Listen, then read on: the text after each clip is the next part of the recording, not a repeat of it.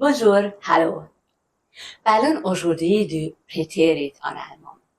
Tout d'abord, on utilise cette forme du passé pour dire plusieurs phrases en continu au passé.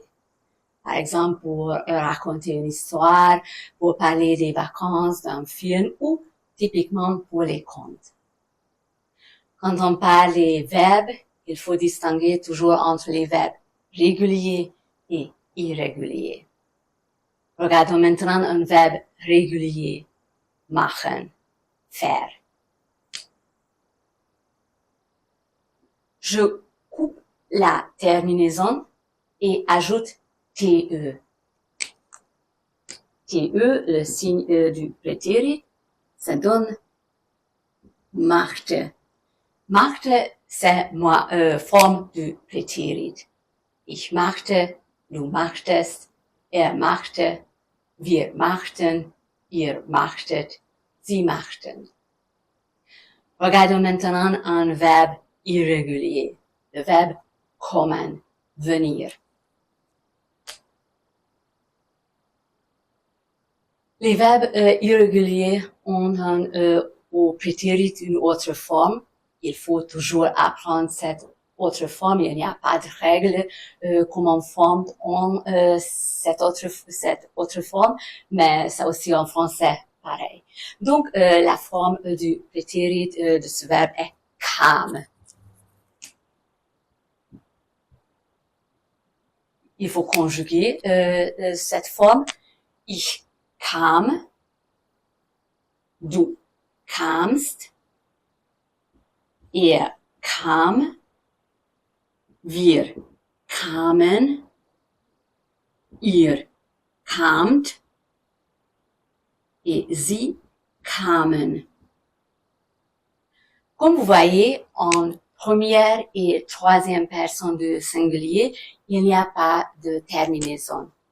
C'est zéro terminaison. C'est très important en première et troisième personne, il y a zéro terminaison.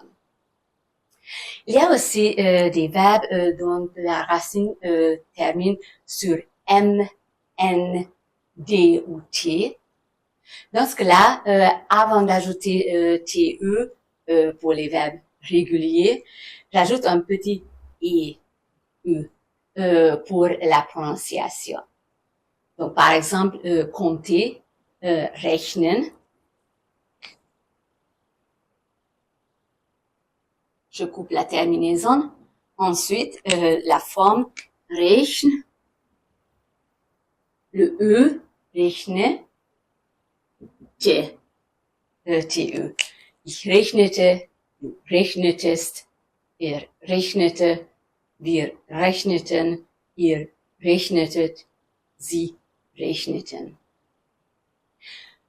Regardons maintenant encore la forme du prétérit des deux auxiliaires haben et sein.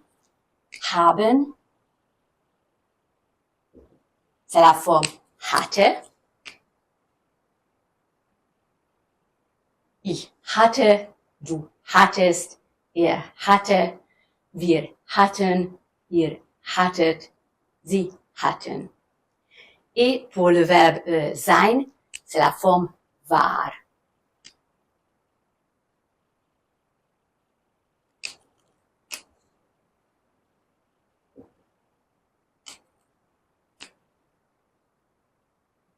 Une forme irrégulière, donc, ich war, zéro terminaison, du warst, st, er war, zéro terminaison, wir waren, ihr wart, et sie waren, en.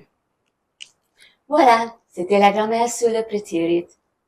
À bientôt, bis bald.